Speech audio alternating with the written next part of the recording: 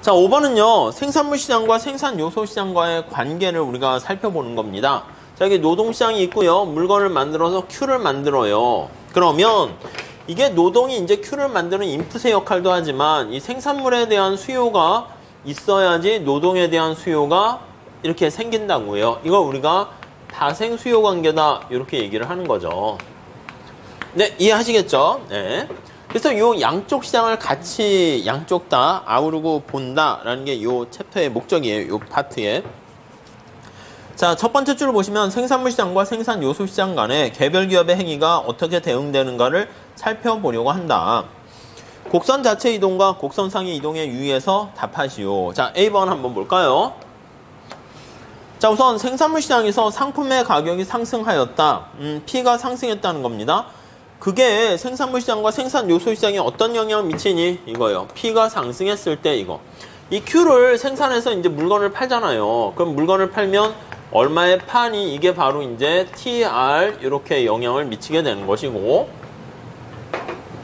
자, 이렇게 TR이라는 총 수입을 얻게 되면 이걸 가지고 이제 노동에 대한 대가를 지불해야 되는 거죠. 그래서 W 곱하기 L만큼 이게 TC 해서 이제 비용을 지불하는 이 관계를 생각하셔야 됩니다.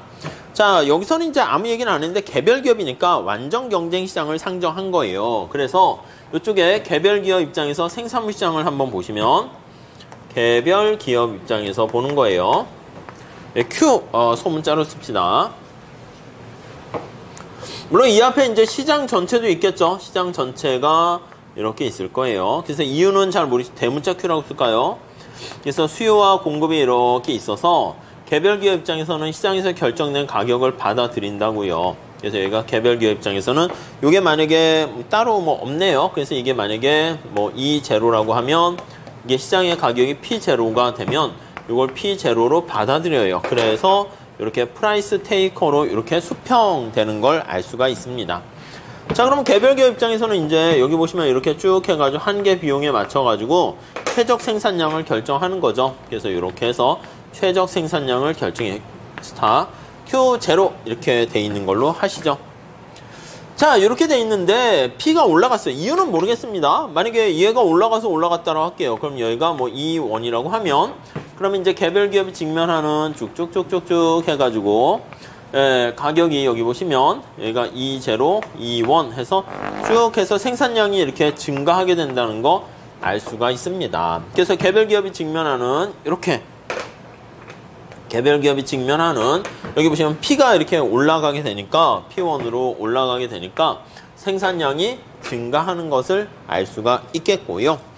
자, 여기 P가 올라가게 되면은 이제 생산 요소 시장인 노동시장 볼게요. 노동시장을 보시면 자, 노동시장에서는요, 임금이 이제 고정되어 있는 거야. 임금이 아무 얘기 안 하면 이제 고정되어 있죠. 물론 얘 P도 원래 고정되어 있는 거예요. 근데 P가 외생적으로 변화했다는 뜻이죠. 자, 있을 때 여기 나와 있는 게 VMP L 이렇게 된다고요. 이게 P 곱하기 MP L 이렇게 되는 거죠. 이제 여기 노동을 몇 명 채용하니 이렇게 돼 있는 상황입니다. 자, 그런데 여기가 이제 P0였었는데 P가 P0에서 P1으로 올라갔잖아요. 자, 그렇게 되면 여기 나와 있는 게 이게 P니까 여기선 W랑 L 이외에 다른 요인들은 곡선을 이동시키는 거죠. 그래서 얘가 이렇게 상방 이동합니다. 얘는 당연히 그대로 가만히 있고요.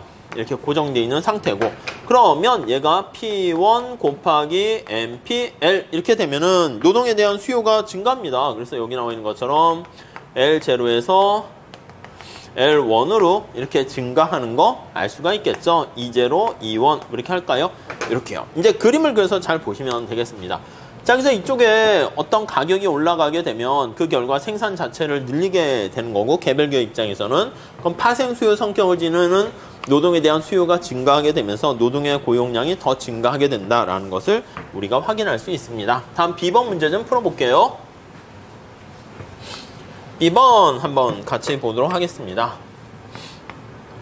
자, B번은요, 거기 문제가 뭐야? 임금률이 올랐습니다. 생산 요소 시장과 생산물 시장에 어떤 영향을 주는가? 이렇게 돼 있어요. 임금이 올랐어요.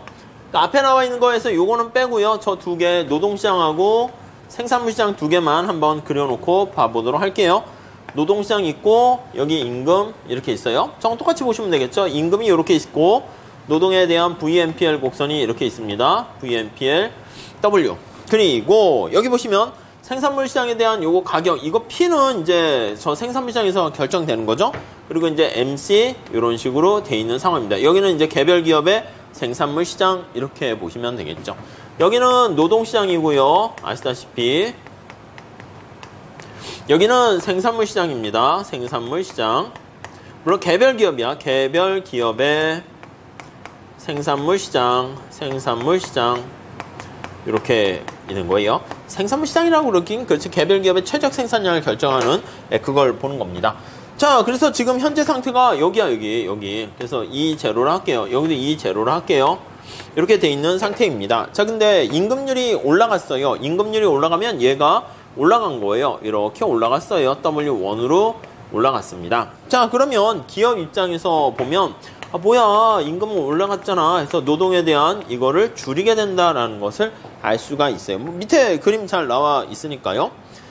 자, 임금률이 올라가게 되면 이거 한계 비용이 올라가는 거 아시겠죠? 왜냐면 총 비용이 W 곱하기 L이 이게 총 비용인데 당연히 미분을 하게 되면 W가 어떻게 보면 여기서는 MFC 할 때 L 이렇게 되는 거잖아요. 그러니까 얘가 올라가면 여기 나와 있는 것처럼 한계 비용 자체가 이런 식으로 올라가게 되는 것을 알 수가 있습니다. 자, 그러면 한계 비용 자체가 올라가게 되니까 가변 비용이 올라가는 거죠. 그럼 생산량 자체가 줄어들게 된다라는 거, 그것까지 우리가 확인할 수가 있겠습니다. 뭐 밑에 그림 잘 나와 있으니까 잘 보시죠. 그리고 기회가 되면 로테이션 있잖아. 우리 책에 잘 설명이 돼 있어요. 그래서 Q가 L에 대한 함수인데 L이 감소하게 되니까 그 결과 생산량도 당연히 줄어들게 된다. 이렇게 정리를 하시면 되겠습니다. 자, 이렇게 보시고요. 우리 그 6번부터는 다음 시간부터 이어서 하도록 하겠습니다. 감사합니다.